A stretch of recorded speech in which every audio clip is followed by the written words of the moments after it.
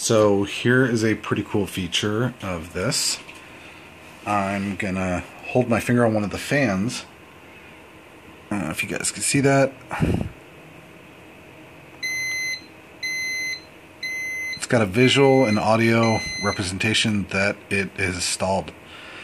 That's because I got my thumb on the finger, or my thumb on the fan.